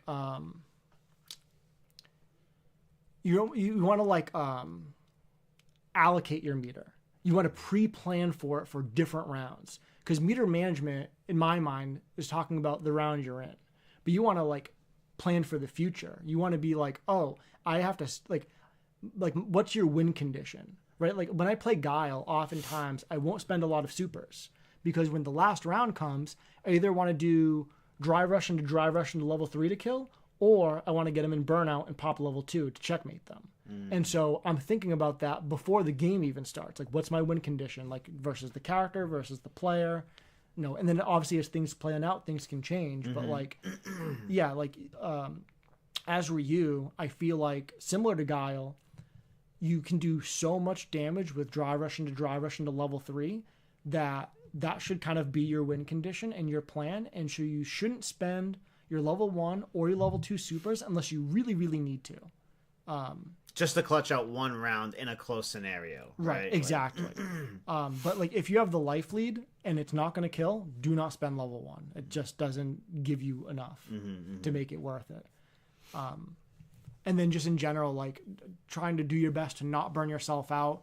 If you have like 3.5 drive bars, that basically means you can't drive rush, right? Like unless, like if I have 3.5 bars and I'm managing my meter well, or like I'm planning to use it in the right way, like I would do it if I'm comboing into level 3, because then I get like 2 bars back. But to just do it and then end the combo, it's like even if I have Oki, it's like if they tech my throw and then throw it a normal, I'm blocking, I'm down to like nothing. Yeah. That's the would you say that because of the meter and resources in this game, is how much more difficult is this game compared to Street Fighter V, or like mentally taxing because of the meter management? I think this game is much more difficult and mentally taxing than Street Fighter V, not just for the meter management, which is more difficult and more strategic in this game, but also things like DI and like drive rush overhead being plus on block. Because in Street Fighter V, and I've given this advice to a lot of players, and it still holds true in this game, but it was way more true in Street Fighter V. If you're not sure what to do, hold down back, react to the overhead, and take the throw. But in this game, there's so many things your opponent can do to you while you're in that defensive kind of no risk, no reward mode that you can't do that for very long. Yeah. Where in Street Fighter V, like if they say round 1 start and you hold down back and close your eyes and don't press any buttons, it's going to take them like 15 seconds to kill you. You can die faster by trying stuff, right? So especially if you're a beginner or if you're just getting blown up, doing nothing in Street Fighter V is great. It's so strong. It's so frustrating to deal with. Like, imagine fighting a Urian who just holds down back and then every 3 or 4 seconds just rips an EX headbutt, right? It's like, how do I beat that? Like, that's difficult and frustrating. And that doesn't exist in this game. Like, in this game, if you're too passive, you'll die. And, like, that difficulty also lands in not overall game knowledge, but the guessing, right? Would you say? Right, not just guessing, but sometimes it truly is like a gamble. Like I was saying, like you could end the round by spending your level 3, but if you go into the 3rd round with 0 meter and your opponent has 3, you've put yourself in a terrible spot. So you have to basically decide, like, would I rather go into the last round with no meter or potentially not make it to the last round? And I think the latter is more correct for most situations in this game. I think your opponent having level 3 and you having 0 meter going into round 3 is such a disadvantage. They've almost checkmated you already. You're going to have to work twice as hard to make up for what they can do in two situations or whatever. Yeah, I agree. And I would say it's more than twice as hard. I would say it's 4 times as hard. Wow. Interesting. Chat, I think this is the most I've seen. Where was everyone tonight? 7 people watching now. Sounds good. It's great. But we are getting to the tail end of the episode here. An hour and 45 minutes with no nothing to talk about. Yeah, exactly. So if you guys have any questions in the chat, now's the time to rip them because we are going to close out tonight's episode. But a great episode nonetheless. So we've been covering the Ranbat, and not just covering what's been happening, but detailed replay analysis just recently throughout so many different upsets throughout the night. So yeah, and I really enjoy watching the matches, like and essentially commentating and pausing and rewinding. Yeah. I think it's really useful, and even if it's like not my match or not your match, it's like you and I are, and hopefully the listeners are learning from the analysis because it happened on the match we're watching, but something similar is going to happen to you at some point. And you can kind of learn these lessons and these thought processes to like better navigate the water, so to speak. Yeah, so like if you're a more experienced player and sometimes we go into a little more depth and it might, be necessary for you to understand, it's for, everyone to be able to get a hold of this information and be better players. So we will be continuing week 4 of the Ranbat this Monday. OmniSource Games, Westport, Mass. Casuals at 6, tournament at 8. And then we look forward to October 27th, which is a Sunday. That'll be our Ranbat finals. And I think that's like a great way to kind of like wrap up a season. Yeah. This will be fall for us. And then I definitely want to be able to get people excited for a team thing. And I think we should maybe do that for like the new year. So it's like everyone can focus on the holidays. If they don't feel like showing up to Button Club because they've got real life things going on, that's fine. And then, okay, new year, let's get back into it. And I get to look forward to a team thing. Are we playing? Yeah, let's go. Let's play. Let's go. That is a good point though, that between like the end of October, right? Like you have Halloween, you have Thanksgiving, you have Christmas, like you said, family time. A lot of people are home from college at that time. Yep. And so I feel like from the end of October until like maybe even like the second week of January is kind of like a downtime. Yeah, 100%. But we'll still be there. We'll still be pressing buttons. That's right. So if you do want to come on out. Yeah. If you're from the area but you're away at college and you'll be home for the holidays, come to Button Club, mash with us. That's right. Yeah. We have a link tree, and you can check that out and find out our schedule. And you can also find OmniSource Games on Facebook, where they are posting not only their schedule, but because Button Club's there every Monday, they share our schedule when we'll be running those tournaments. So if that's all there is to it, we're gonna get out of here. I think we did it. We're gonna have some safe sets, guys. We'll catch you guys on Monday, but go and check out some of our other content here on the channel. If you haven't, like, comment, subscribe. Let us know what your favorite part of tonight's episode is. And we'll catch you guys on the next video. I've been Shadow Fury. He's been Ricky Icebeam.